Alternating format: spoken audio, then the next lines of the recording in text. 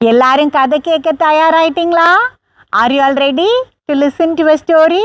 இன்றைக்கான வேத வசனத்தையும் கதையும் பார்ப்போமா? Shall we see today's Bible verse and a story? நம்ம இந்த சமுதாயத்தில் வாழும்போது நம்ம கூட இருக்கிறவங்க தப்பு செய்யும் போது நம்ம என்ன பண்ணுறோம்? When we live in the society, when people living with us commit a mistake, what do we do? சில நேரத்தில் யாராவது எதையாவது பண்ணட்டும் நமக்கு என்னன்னு இருந்துடுறோம். சில நேரம் அவங்க கிட்டேருந்து ஒதுங்கி போயிடுறோம். Sometimes we think that let someone do something and sometimes we leave them and move away. வேதம் என்ன சொல்லுகிறது என்று பார்க்கலாம். Let us see what the Bible says. லூக்கா 17:3 உங்களை குறித்து எச்சரிக்கையாயிருங்கள். உன் சகோதரன் உனக்கு விரோதமாய் குற்றம் செய்தால் அவனை கண்டித்துக்கொள். அவன் மனஸ்தாபப்பட்டால் அவனுக்கு மன்னிப்பாயாக. Luke 17:3 says, Take heed to yourself. If your brother sins against you, rebuke him. And if he repents, forgive him. பார்த்தீங்களா வேதம் என்ன சொல்லுதுன்னு? உன் சகோதரன் உன் நண்பன் தவறு செய்யும் போது அவங்கள நம்ம திருத்தணுமா? See what the Bible says. When your brother, your friend commits a mistake, we have to correct them. Not only against us, even when they commit a mistake in the society.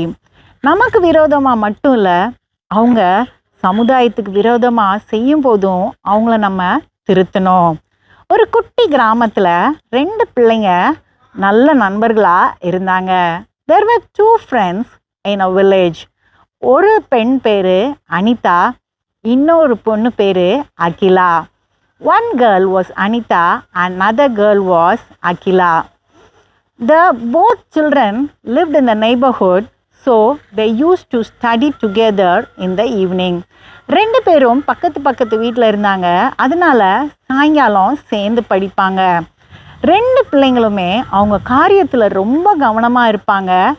அவங்க வீட்டில் இல்லை எல்லாருக்குமே தெரியும் அவங்க தோழிகள்னு. They were very careful and whatever they did, and everyone in the family knew that they were best friend. காலங்கள் போயிட்டே இருக்கும்போது இந்த அகிலான்ற பெண் பல மற்ற பிள்ளைங்களோட சேர்ந்து சில தவறான காரியங்களை செய்ய தொடங்கினா. After certain days, the girl Akila joined with some new friends and started doing things that was not advisable. இதை பார்த்துக்கிட்டே இருந்த அனிதா அகிலாவை விட்டு விலகி இருக்க ஆரம்பிச்சா. Anitha was watching this and kept away from Akila. அப்போ அனிதாவோட பாட்டி கேட்டாங்க, ஏமா அப்படி நீங்கள் 2 பேரும் பிரிஞ்சிட்டீங்க அப்படின்னு. The grandmother of Akila asked Anita, why did you both move apart?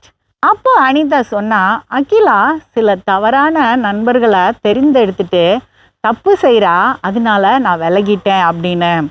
Anitha said, Akila has friendship with some girls who are not good, so I have moved away from her. அப்போ அந்த பாட்டி கேட்டாங்க, நீ ஏமா உன் தோழியை திருத்தலை அப்படின்னு. The grandmother asked, why didn't you correct your friend?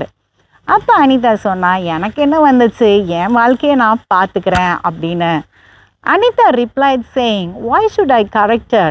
I am taking care of my own life. அப்போ அந்த பாட்டி சொன்னாங்க, நான் உனக்கு ஒரு குட்டி கதை சொல்கிறேன். The grandmother said, come on, let me say a story. அப்போ அனிதா அதை கவனிக்க ஆரம்பித்தா. இந்த பாட்டி சொன்னாங்க, ஒரு கப்பலில் 2 தளங்கள் இருந்தது. மேலே இருக்க தளத்தில் ரொம்ப பணக்காரங்களும் வசதியானவங்களும் இருந்தாங்க. கீழே இருக்கிற தளத்தில் கொஞ்சம் கஷ்டப்பட்டவங்க இருந்தாங்க. The grandmother said, come on, let me say a story. Anita started listening. The grandmother said, there was a cruise ship and there were 2 decks in that. In the upper deck, there were people who were rich and in the lower deck, there were people who were poor. அப்போ இந்த கீழ்த்தளத்தில் இருந்த மக்களுக்கு தண்ணி இல்லாமல் போயிடுச்சு. அப்போ அவங்க மேலே போய் கேட்கலான்னா, இல்லை அவங்களுக்கும் நமக்கும் சம்மந்தம் இல்லை, நம்ம போகக்கூடாதுன்னு முடிவு பண்ணாங்க. There was water scarcity in the lower deck. So the people thought of going to the upper deck and borrowing water. Then they decided they should not go there because they are decks apart.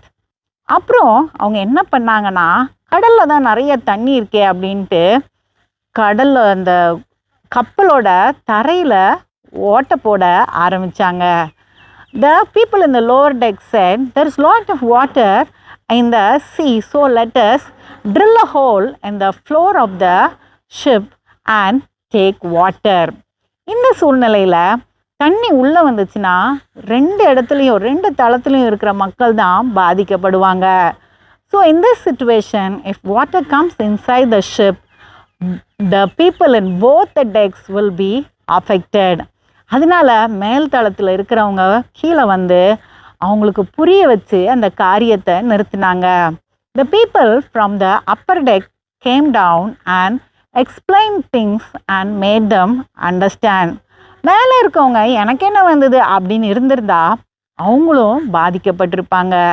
If people on the upper deck thought what comes to us and if they had stayed there, they would also be affected. இந்த சமுதாயத்தில் ஒருத்தர் நம்ம சார்ந்து வாழும்போது நம்ம சுற்றி இருக்கிறவங்க எல்லாருமே தப்பு செய்யாமல் பார்த்துக்க வேண்டியது நம்ம கடமை. In this society where we live depending on each other, we have to make sure everybody lives a righteous life. அடுத்த கதையில் சந்திப்போம். Let us meet in the next story.